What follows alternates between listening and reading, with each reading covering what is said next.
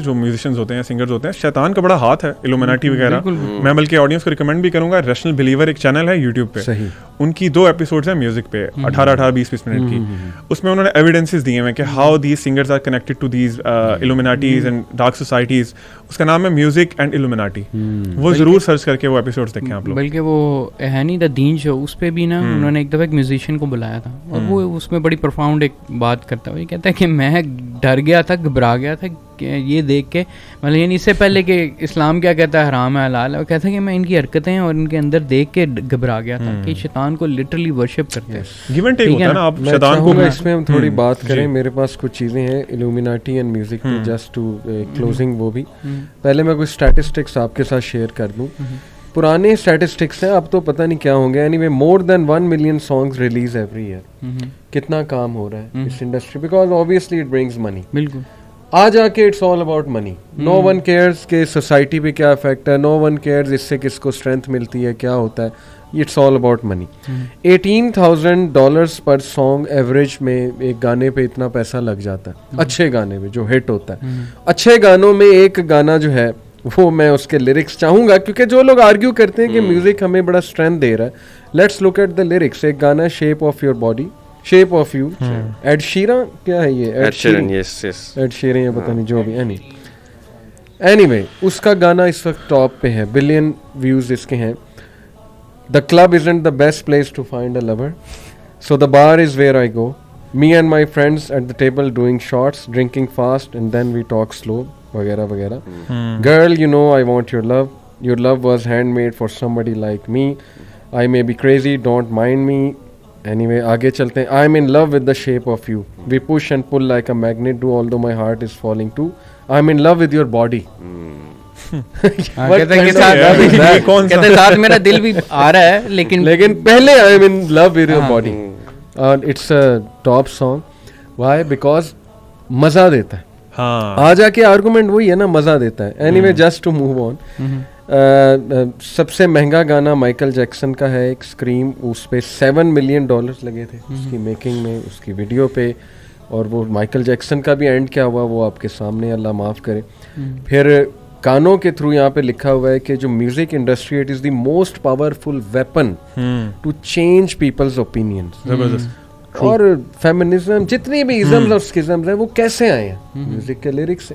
Socialism कैसे फैला है। देखिए, हर एक उस एलिमेंट में नारे, ये वो उनके नारे तो नहीं मैं कहूँगा, कहने का मतलब है कि उनके जो उनके वो बनाते हैं, अपने सॉन्ग्स बनाते हैं, पॉलिटिकल पार्टीज भी यही करती हैं आजकल। वो उसको एक नेसेसरी पार्ट समझती हैं, ठीक है ना, अपनी मूवमेंट का। फिर जी गंगनम स्टाइल, यहाँ पे इसके बारे में है, first video on YouTube to hit 1 billion views. उसका अगर आप डांस देखें, वो पुराना एक कबीला था, उनका शैतानी डांस था, बाकायदा इस पे रिसर्च हुई है। वो जिस तरह से वो डांस करते हैं, मैंने इस पे पूरी वीडियो उस रिसर्च की देखी थी कि दे एक्चुअली प्रूव्ड कि एक बहुत पुराना सेटन वर्शिपिंग वाला कबीला था, वो इस तरह नाचते थे फायर के इर्द गिर्द। बहरहाल, तो मुझे नहीं पता इसमें कितनी वो हकीकत है, लेकिन ये कि उसमें उन्होंने प्रूव किया कि ये एक सैटेनिक नाच है। Anyway, rap music and hip hop, इसके बारे में मैं आपको कुछ स्टैटिस्टिक्स बताता हूँ। It is the most popular genre of music currently, with on-demand music and video streams totaling a record of 403.4 billion in just the first half of 2018, representing a market growth of 41.6% according to Nielsen। ये एक research है। यानी आ जाके it's all about money। जिस genre में पैसा ज़्यादा है वहाँ पे आप ज़्यादा देखेंगे। अच्छा, most hip hop songs contain references to drugs, sex, violent and hate aimed at women। Eminem के गाने में आपको कोट कर सकता हूँ, हम बहुत सुनते थे। Hatred towards women, मतलब वो जिस तरह मुखातिब कर रहा है, objectifying basically, objectification, pure objectification, pure objectification। उसके बाद about 1/3 of hit songs, including 3/4 of rap songs, have some form of explicit reference to drug, alcohol, tobacco, use of weapons and again objectifying women. ये 2008 की research है, अब तो पता नहीं जो है वो क्या है। अब ये तो बहुत बढ़ गई होगी sir. Approximately 92% of the 174 songs that made it to the Billboard Top 10 in 2009 contain reproductive messages। Reproductive messages क्या होते हैं? रिप्रोडक्टिव मैसेज से उनकी मुराद है कि there was an average of 10.49 sex related phrases पर song describing body parts and referring to sex, reference to sex act, sex appeal and sex arousal. This is what's happening. And talking about concerts, उसमें जो satanic हरकतें होती हैं, open satanic एक भाई का सुना दूं, फिर आप प्लीज सारे ऐड कीजिएगा. अभी रिसेंटली मुझे एक भाई ने अपनी स्टोरी सुनाई.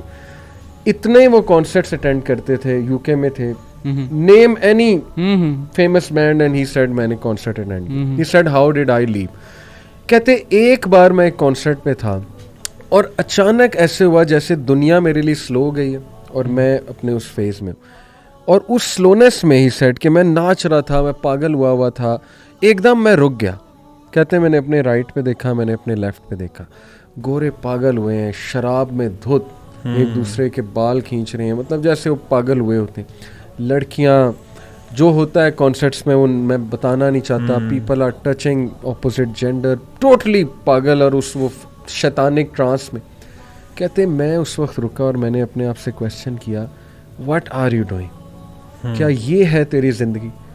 और what if you die in this trance moment? What if you die right now? This was the hammer upon him. और माउंटेन की तरह उन पे बात गिरी. He said I instantly walked out. उसी वक्त मैं रुका, मैं फिरा, I walked out and then मैं कभी भी म्यूजिक की तरफ वापस नहीं गया. Again what work for him, look at the product, look what it's giving. तो मैं चाहूँगा आप भी इस पे ज़रूर कुछ वो मैं इसी बैंड्स पे पॉइंट से मैं एक ऐड करना चाह रहा था कि म्यूज़िक जो है ना हमेशा लिरिक के ऊपर हावी है. ठीक है, इवन तो मैं कह रहा था कि लिरिक्स देखें, इसमें दोनों एलिमेंट्स हैं, डाउट्स एंड डिज़ायर्स, यानी जो हमारे दो प्राइमरी टारगेट है. जो लिरिक्स को सुनता है तो वो फिर डाउट्स वाले में भी जाता है. ठीक है, और जो दूसरा जो एलिमेंट ऑफ म्यूज़िक है वो आपके डिज़ायर एवोक करता है. ठीक है, with subliminal messages and what not. जो म्यूज़िक, उसकी जो आप एविडेंस देखना चाहते हैं कि वाई म्यूज़िक इज़ प्राइमरी, ठीक है ना, more than even what you understand और व्हाट यू, अगर आप ना समझे में, उसकी मिसाल ले लें बैंड BTS की. ठीक है, one of the most popular bands. लड़कियां, मतलब बस ये वेव के साथ ना, Korean band, it's a Korean band. ठीक है ना, ये कोरियन बैंड है BTS. ठीक है ना, मेजॉरिटी इनके सॉन्ग्स कोरियन लैंग्वेजेस में है. बच्चियों को कोई समझ नहीं आती, चूँ चाँ लगे होते हैं और बस जी बहुत मज़ा आ रहा है. लेकिन वो क्या है, वो एक वेव ऑफ म्यूज़िक और उसके साथ जो डिस्को, जो डांस एलिमेंट है, वो उसको प्राइमरी करता है. एक और इस तरह का बैंड था रैमस्टाइन के नाम से. वो डांस मेटल, जर्मन लैंग्वेज, और वो पूरी दुनिया में फैला हुआ है. आप कहेंगे दुनिया में क्या फैला, आदत तुम लोगों को समझ तो आती नहीं है, लेकिन वो बस वो लिरिक्स भी उन्होंने ना वो रिकरेट कर रहे हैं, लेकिन दे डोंट नो. और म्यूज़िक हावी होता है. और ये बात एक और मैं आपको बात बताऊँ, ये बात इनको पता भी है कि जो म्यूज़िक है, जो इंस्ट्रूमेंटल्स हैं, they are supersede over the lyric और वो वाला एलिमेंट.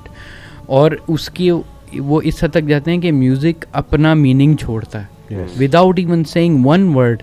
ठीक है ना, आप वो म्यूज़िक को जब सुनते हैं, you can come upon a meaning that is mutual as well.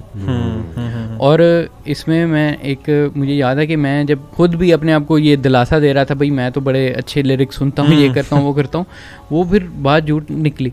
और एक बैंड में सुनता था, कौन, उसके ना लिरिक्स मुझे, फिर मैंने गौर किया ना, फिर मैंने चीज़ों पे गौर और करना शुरू किया. तो उसने यहाँ पर लिखा हुआ है, बाकायदा वो पूरी प्रोसेस बताता है. कहता है कि a lonely life where no one understands you but don't give up because the music do. ठीक है ना, ठीक है, because the music do and it's reaching inside you for ever preaching. ठीक है ना, so you your screams are a whisper, hang on, you are a twisted transistor.